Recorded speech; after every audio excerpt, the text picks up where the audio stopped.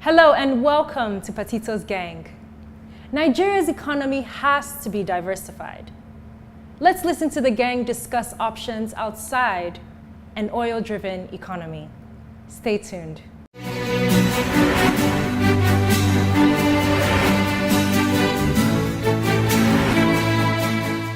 And we are back. The business of economic life in Nigeria is at a very critical juncture. And sometimes we take it for granted, we talk a lot about it. It's perhaps the most repeated phrase in budget making in human history.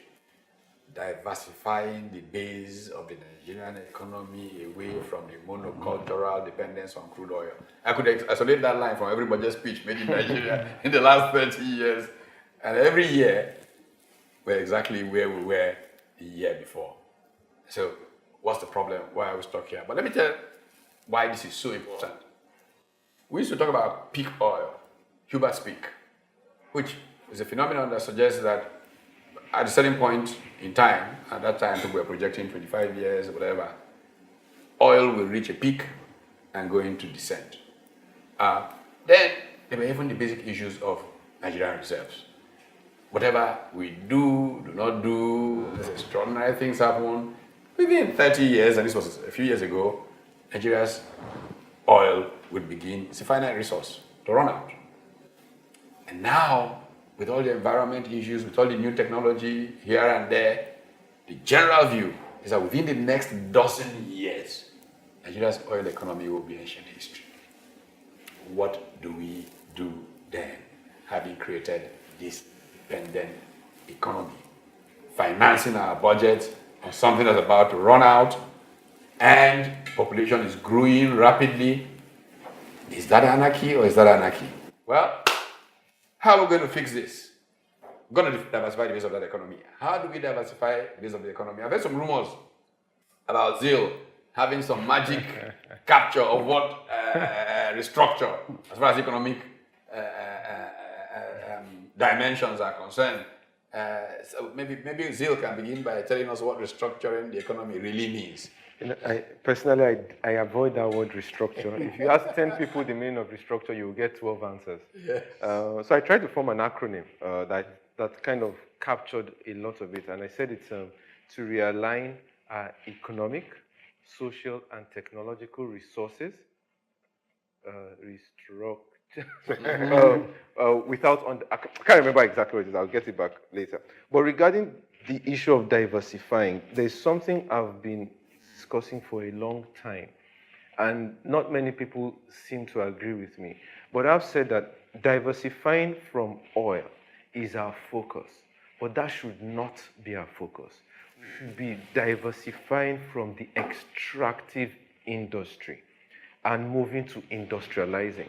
Because the issue we have with oil is that we mine the oil and we export it as a raw material and then import it after it has been processed.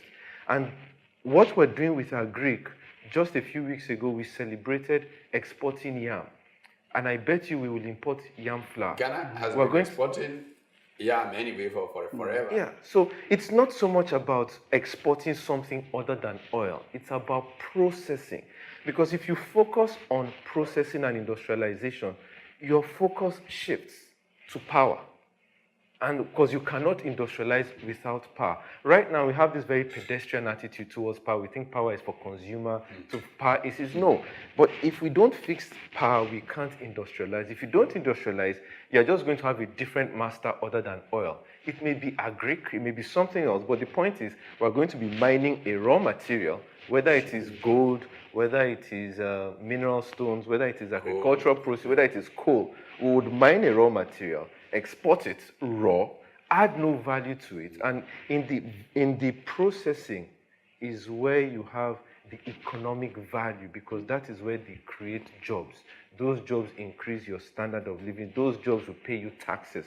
That's where the real value is. It's not in it. So if you look at, for example, we look at the income side or something that's coming in from yes, abroad. but we don't understand job that. creation is much it's more local. important. It's much. So you look at. I've looked at China. I've looked at Germany. I've looked at Canada. I've looked at the US. All these people import. Their import export ratios are far worse than Nigeria's. Far worse, but they create value that has a spin-off effect to their local economy. But I still think that in spite of that, I agree with you, but in spite of that, let's at least even get all that we can get. You know, I went to Kogi State some time ago and I saw marble, granite, virtually growing out of the ground. And nobody's touching them. Virgin marble, virgin granite, virtually growing and encroaching on the road. If we can get that resource, that creates its own employment immediately. That creates this opportunity for export immediately. That creates this opportunity for local consumption. Our bitumen, I'm told, is one of the biggest reserves in the world. What are we doing with it? Meanwhile, we're still importing. I was going to say, critical to all that Bernard stuff is infrastructure. Infrastructure. And you know what about the infrastructure?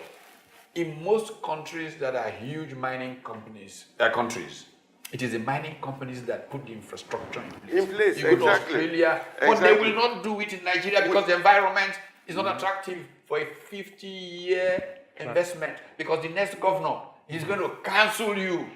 You know, for me, going back to oil, We must going back to change oil, that. Yes, going back to oil for me, you talked about infrastructure, but also at the heart of it is what I think the legislative arm of government is trying to do now with the petroleum industry bill, because some players in that sector have argued that to even get the most from the oil sector, there has to be that legislative framework that at least allows for people to understand that we can play here and there are certain protections. And I also recall listening to a Belgian who was at an event organized by the state government, and I want to say this with reference to some of the things Prof had talked about after your time at Volkswagen. We had this professor come and he said that if all Nigeria could do from crude was to produce rubber for tires, that would make it, if we didn't even bother ourselves too much about what we got from actually exporting crude, that Nigeria could become the hub for rubber that most car manufacturers could turn to.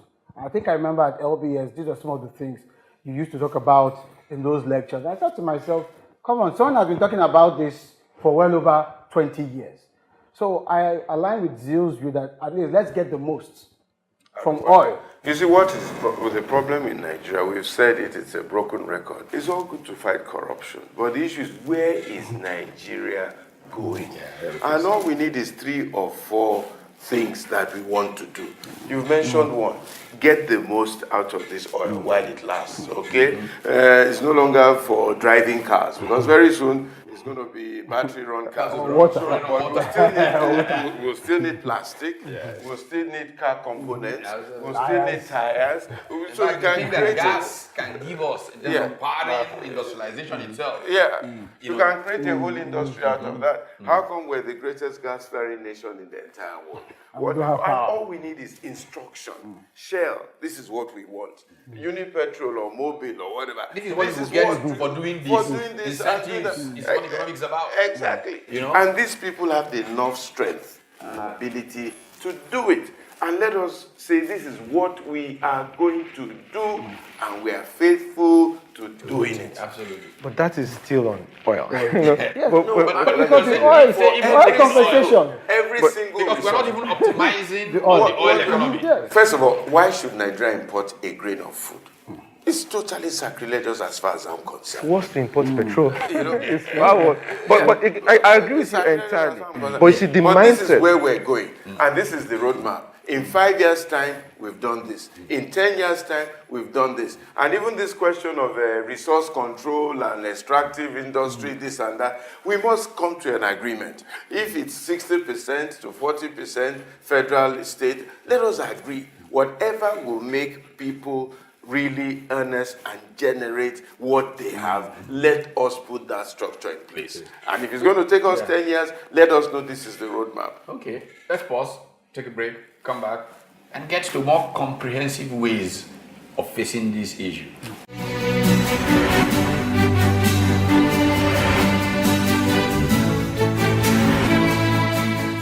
The gang highlights that we should be moving from the extractive industries and focusing more on the producing and manufacturing industries. What's your take on this? Let's go to the streets. When the government is saying that way, it will be reduced. The number of people that are just striving to get there. Nigerian economy, as you know, is solely based on oil driven, and because of that, so many problems have been emanating over the period of the time. So there are a lot of reasons why the economy should be diversified. Because we have oil as the major resource now, a whole lot of agitations are now arising. I didn't mean that Nigerians, we are empowered by doing so many other things. Take for instance agriculture. Before independence and a little after independence, before oil came about, we were doing agriculture. Our economy was based on agriculture, and we could see what they made with the proceeds of agriculture. But ever since the oil came around and development comes around, people forgot about the agriculture, and we have been having problems. Nigerians need to go back to agriculture. We import so many things these days, from the food we eat to the clothing that we are wearing. But if we are doing agriculture, we produce enough cottons for the textile industry, we will not be importing clothes. If you have more than enough food, rice, palm oil, name it, we will be exporting, we will not be importing. Look at Malaysia, for instance. We gave them the seed, the palm oil seed, that is now giving them their national income today. We have forgotten that. Everybody wants to go into oil business. And now, God so good, the oil is now diminishing. What if tomorrow there is nothing to exploit? Where do we find ourselves? I think we need to go back to agriculture. Oil is becoming outdated. And as a country, we need to think outside the box. How? Do something that at least we have comparative advantage. Agriculture is our strength. We can look inward to that. And we have manpower too. We have our youth who can go into technology and information distance, so that at least with that we can improve our economy. Because we hear that some scientists are now coming with automobile that at least will not be using fuel or gas again. So we need to work on that.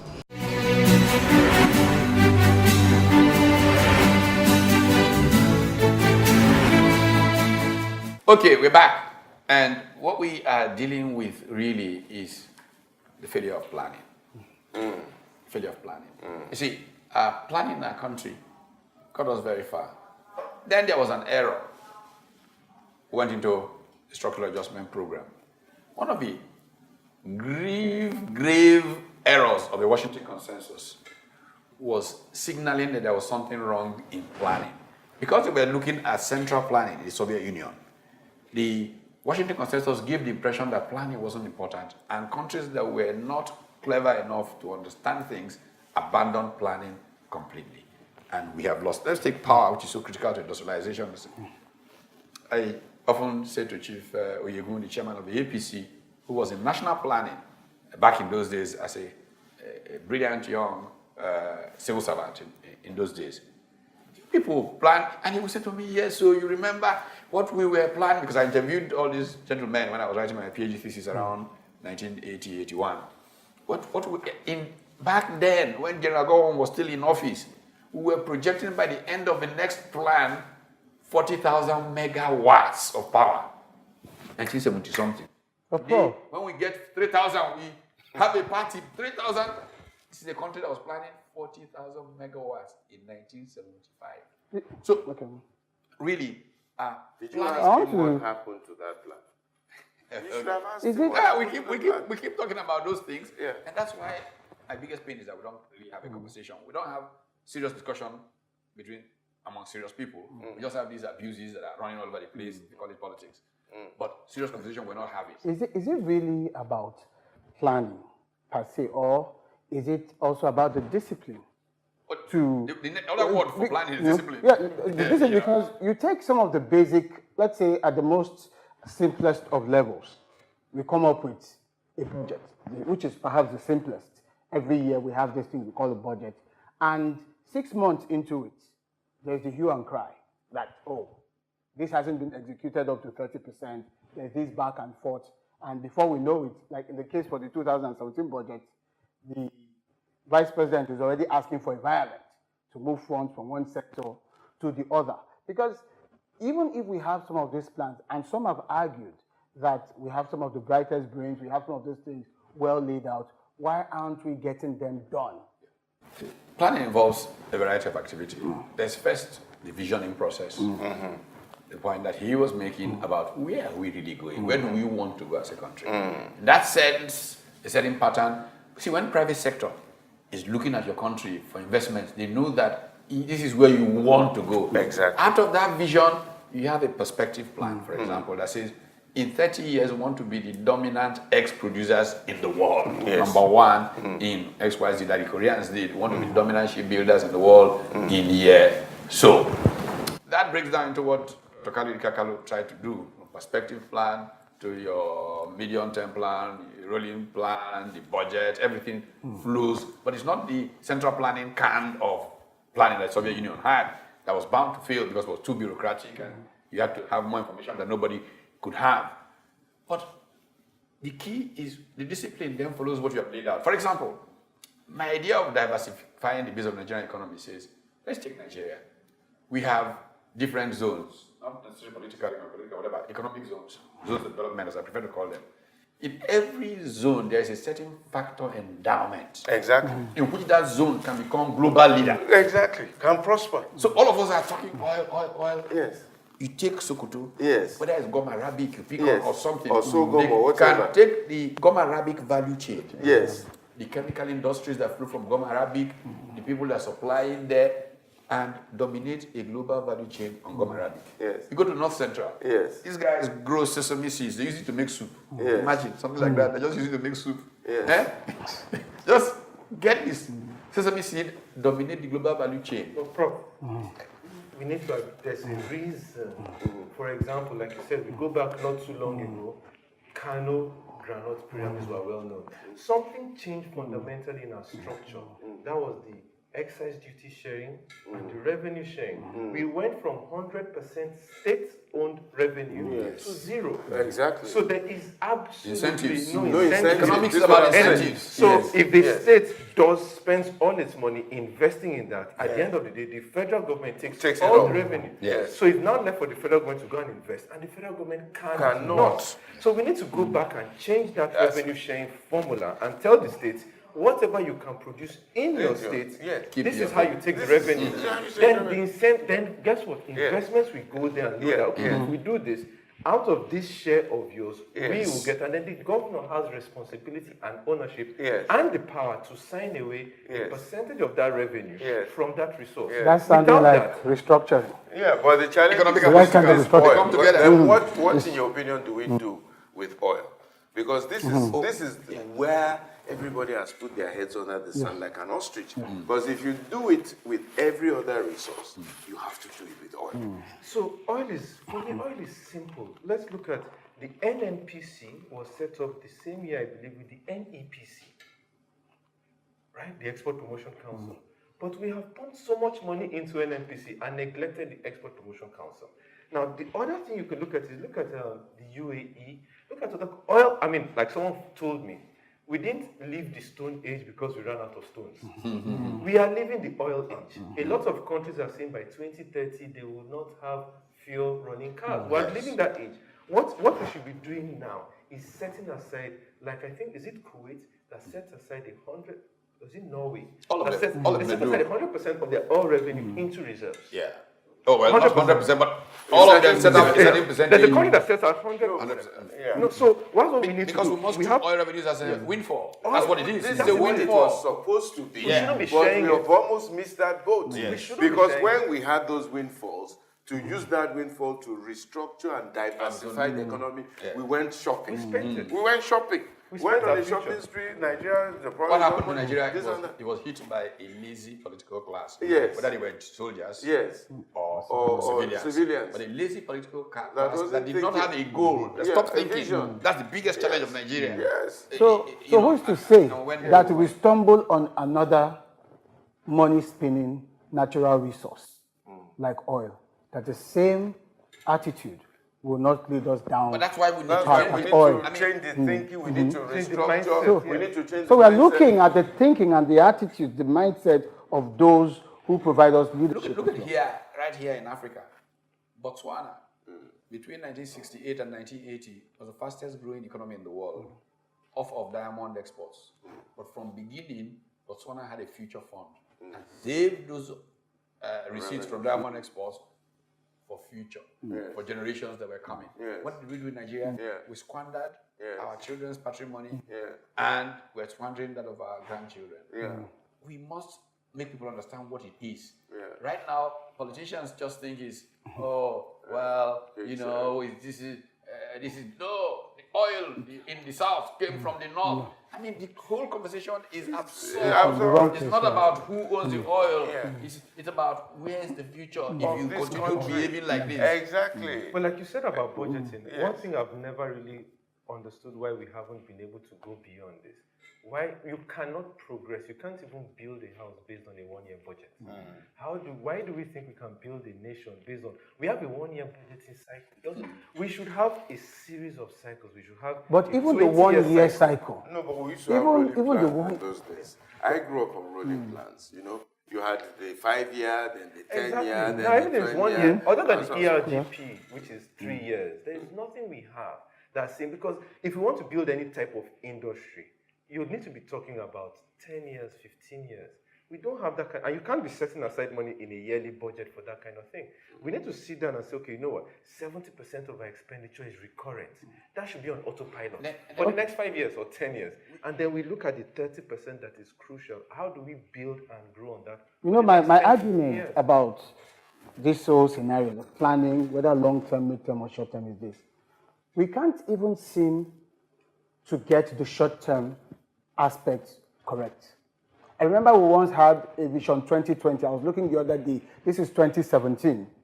We once had a Vision 2020. Now that only God knows what There was happened. a to that. Vision 2010. Then we got caught up in the rhetoric of perfect vision in 2020. So what I do in 2020, not because there was anything different. Anyway, unfortunately, we can talk about this to death, but it's not our best friend, and we gotta go. I would like this conversation to continue at home, continue in the marketplace, continue in the schools, because this is our future. This is the legacy we are handing our children.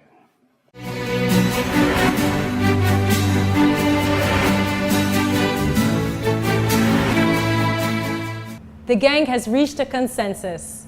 The problem is inadequate planning. The government should put together comprehensive plans for diversifying the economy and be sure to monitor the process consistently from start to finish. Well, that's all that we have for today. Until next time, please be sure to follow us on all our social media handles. I am Nenna Jemie. Take care and be well.